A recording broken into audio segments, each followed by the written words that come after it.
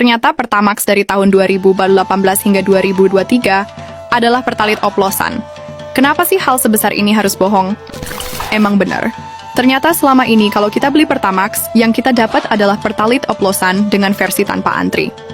Siapa lagi kalau bukan Pertamina biang keroknya? Kasus ini telah diungkap Kejaksaan Agung, yang merugikan negara 193,7 triliun rupiah.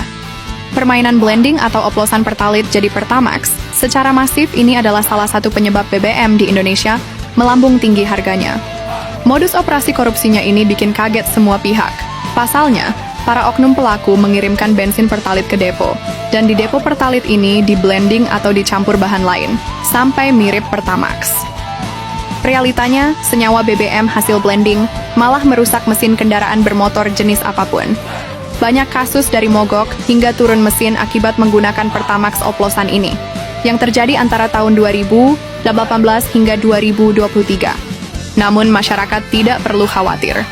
Untuk periode 2024 hingga sekarang, tidak akan ada lagi BBM oplosan di depo-depo SPBU, karena 7 aktor di balik mafia BBM Pertamina telah ditangkap oleh Kejaksaan Agung. Yang salah satu di antaranya adalah anak dari Raja Minyak di Indonesia. Kita pasti marah atas terbongkarnya kasus ini, karena satu-satunya tindakan korupsi yang efeknya dirasakan langsung oleh masyarakat keseluruhan. Mimin, ada satu pertanyaan besar, di mana orang-orang yang kemarin teriak-teriak kalau Presiden Prabowo itu cuma omon-omon doang. Apakah mata mereka tidak bisa melihat kalau kasus korupsi lagi dibabat habis satu persatu? Kemarin dalam satu hari aja, ada 3 kasus korupsi besar yang terbongkar. Pertama, kasus korupsi PT Timah. Kedua, kasus korupsi impor gula. Ketiga, kasus korupsi di Kementerian Keuangan. Anehnya, kenapa banyak yang tidak mendukung pemberantasan korupsi yang dilakukan pemerintah saat ini? Apakah mereka mendukung para koruptor? Seperti para 7 tersangka ini, yang mengelak telah mengoplos Pertalite sebelum ditangkap oleh Kejaksaan Agung.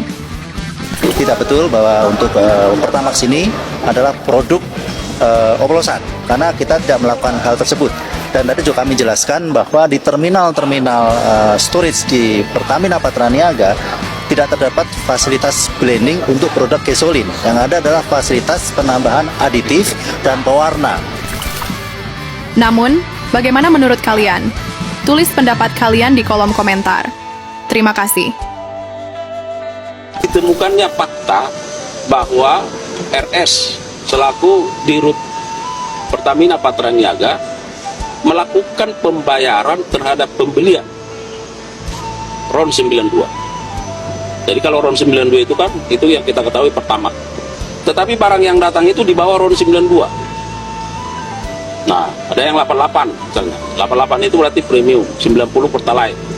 Nah, oleh karenanya sekarang penyidik sedang fokus juga, apakah dari sisi pembayaran yang tidak sesuai dengan barang yang datang, ini kan sudah pasti ada tindak pidana.